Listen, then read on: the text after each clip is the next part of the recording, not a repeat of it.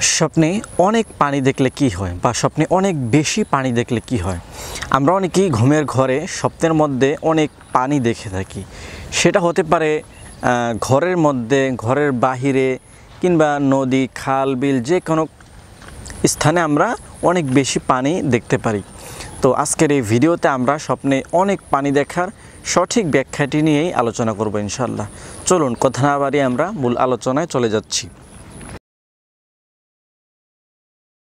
যদি কোনো ব্যক্তি স্বপ্নের মধ্যে অনেক পানি দেখে, অনেক বেশি পানি দেখে, তাহলে এই স্বপ্নের ব্যাখ্যা হবে তার রিজিকের মধ্যে বরকত নেমে আসবে এবং সে ধনী হবে।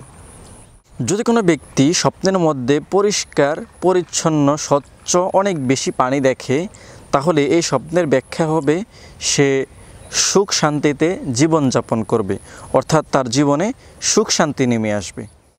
যদি কোনো স্টুডেন্ট বা ছাত্রছাত্রী স্বপ্নের মধ্যে যদি অনেক বেশি পানি দেখে, তাহলে এই স্বপ্নের ব্যাখ্যা হবে তার জ্ঞান বৃদ্ধি পাবে।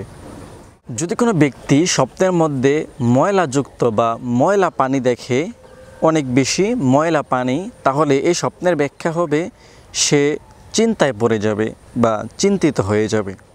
যদি কোনো ব্যক্তি স্বপ্নের মধ্যে তার ঘরের আশেপাশে, ঘরের ভিতরে বা ঘরের আশেপাশে অনেক বেশি পানি দেখে, তাহলে এই স্বপ্নের ব্যাখ্যা হবে সে অনেক সম্পত্তির মালিক হবে বা সে ধনী হবে।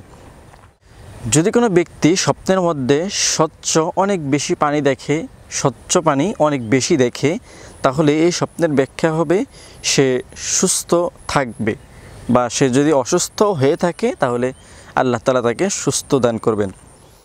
যদি কোনো ব্যক্তি স্বপ্নের মধ্যে নদী বা সাগরের মধ্যে অনেক বেশি পানি দেখে, মানে তুলনামূলক পানি যেমন থাকে তার থেকেও অনেক বেশি পানি দেখে, তাহলে এই স্বপ্নের ব্যাখ্যা হবে তার জীবনের বড় ধরনের পরিবর্তন আসবে।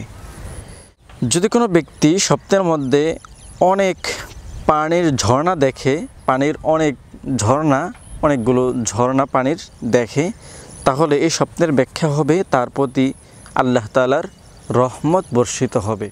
প্রিয় দর্শক, মোট কথা বলতে গেলে স্বপ্নে অনেক বেশি পানি দেখা এটি ভালো। এটি আপনি আপনার ঘরে দেখেন, বাহিরে দেখেন, কিংবা নদী নালা, যেখানে দেখেন না কেন এই স্বপ্নের ব্যাখ্যাটি ভালো। তো আশা করছি আজকের এই ভিডিওটি থেকে আপনারা উপকৃত হয়েছেন। ভিডিও ভালো লাগলে লাইক করে, সাবস্ক্রাইব করে আমাদের চ্যানেলের সাথেই থাকবেন এবং আপনার কোনো প্রশ্ন থাকলে কমেন্ট সেকশনে লিখে জানিয়ে দিবেন। আজকের মতো আমরা এখানে শেষ করব। দেখা হবে পরবর্তী কোনো ভিডিওতে। ভালো থাকবেন, সুস্থ থাকবেন। আল্লাহ হাফেজ।